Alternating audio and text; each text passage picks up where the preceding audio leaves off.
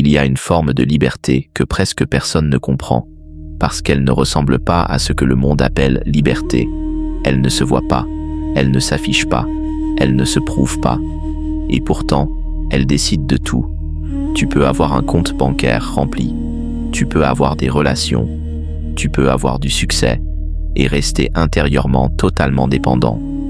Dépendant des réactions des autres, dépendant des résultats, dépendant de l'opinion, dépendant du regard extérieur. Et le plus dangereux, c'est que tu peux vivre toute ta vie sans jamais t'en rendre compte.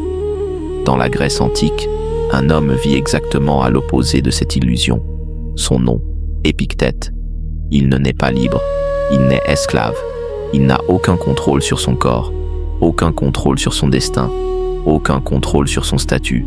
Et pourtant, c'est précisément dans cette absence totale de liberté extérieure qu'il découvre quelque chose d'invisible, quelque chose que les hommes libres ne remarquent jamais.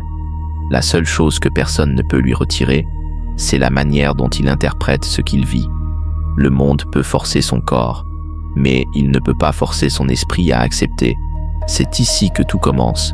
Une fracture invisible apparaît dans sa perception du monde. Il comprend une chose radicale. Deux personnes peuvent vivre exactement la même situation, mais ne jamais vivre la même réalité. Pourquoi ?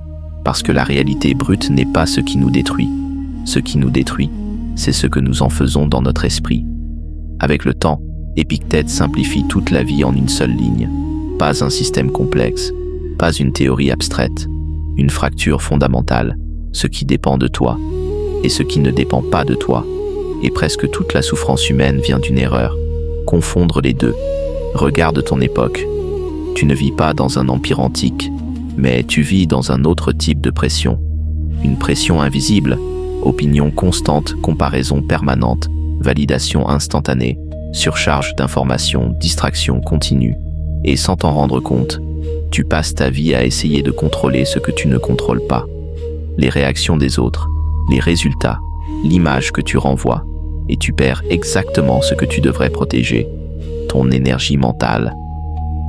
Épictète ne propose pas une philosophie douce, il propose une discipline mentale. Avant chaque réaction, une seule question. Est-ce que cela dépend de moi ? Sinon, tu lâches. Si oui, tu agis. Simple, mais extrêmement difficile à appliquer, parce que cela demande de renoncer à une addiction invisible, le contrôle illusoire. Il va encore plus loin. Il enseigne quelque chose de choquant. N'attends pas que la vie t'enlève quelque chose. Apprends à l'accepter avant. L'échec, la perte, le rejet, la critique, l'injustice. Pas pour devenir négatif, mais pour devenir stable, parce qu'un esprit préparé ne s'effondre pas quand la réalité arrive. Dans un monde instable, la majorité des gens réagissent, mais une minorité observe, analyse, choisit, respire, et cette différence invisible crée deux types d'humains, ceux qui vivent sous le chaos et ceux qui traversent le chaos sans être transformés par lui. Épictète n'avait aucun contrôle sur sa vie extérieure, mais il avait quelque chose de plus rare, le contrôle de son interprétation du monde. Et si un homme sans liberté physique a pu atteindre ce niveau de stabilité intérieure, alors la vraie question n'est pas « est-ce possible ?», mais « qu'est-ce qui t'empêche encore de commencer ?»